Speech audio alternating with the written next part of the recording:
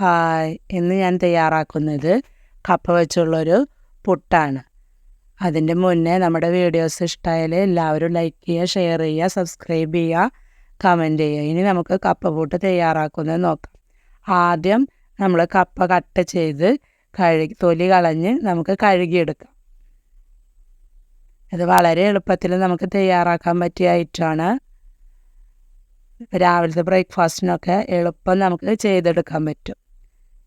ഈ കപ്പപ്പുട്ട് beef roast മീൻകറിയുടെ കൂടെയൊക്കെ നമുക്ക് കഴിക്കാൻ പറ്റും. നമുക്ക് കപ്പ തൊലി കളയാം.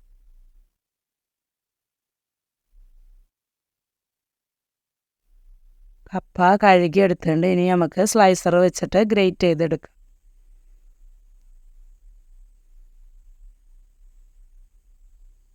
അത് നമുക്ക് ആദ്യം കപ്പ പുഴുങ്ങേണ്ട ആവശ്യമൊന്നുമില്ല. ഇതുണ്ട പുട്ടുണ്ടാക്കാനായിട്ട് നമുക്ക് പച്ചവെടുക്കനെ തന്നെ നമുക്ക് എന്ത് ചെയ്യാം, ഗ്രേറ്റ് ചെയ്തിട്ട് എടുക്കാം.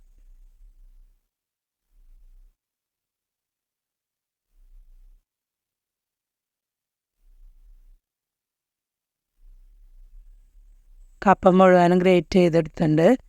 ഇനി ഉപ്പിട്ടിട്ട് നമുക്ക് മിക്സ് ചെയ്യാം. അതിലിപ്പോൾ ഒട്ടും വെള്ളം ചേർക്കേണ്ട ആവശ്യം വരുന്നില്ല.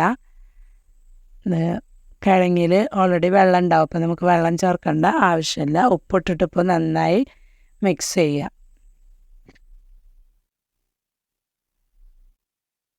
സ്റ്റൗ ഓണാക്കി പുട്ട് വേവാനുള്ള വെള്ളം ചൂടാക്കാൻ വയ്ക്കും.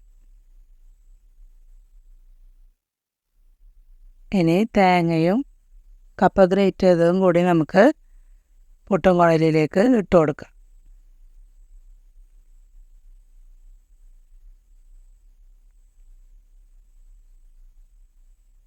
നമ്മളിപ്പോൾ അരിപ്പൊടി കൊണ്ടുണ്ടാക്കുന്ന പുട്ടിൻ്റെ അതേ മെത്തേഡ് തന്നെയാണ്. തേങ്ങ ആദ്യം ഇടുക, പിന്നെ കപ്പ ഗ്രേറ്റ് ചെയ്തത് ഇടുക. അങ്ങനെ സെയിം മെത്തേഡ് തന്നെയാണ് ചെയ്യേണ്ടത്.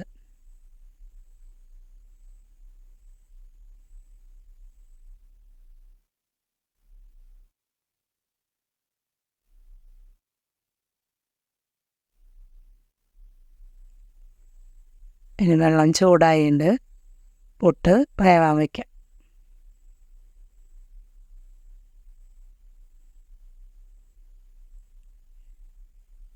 ഇനി ഒരു 15 മിനിറ്റ് നമുക്ക് വേവാൻ വയ്ക്കാം. പുട്ട് വെന്തുണ്ട്. ഇനി സ്റ്റൗ ഓഫ് ചെയ്തിട്ട് നമുക്ക് ഇറക്കാം. ഇനി നമുക്ക് കുഴലിൽ നിന്ന് പുട്ട് പുറത്തേക്ക് എടുക്കാം.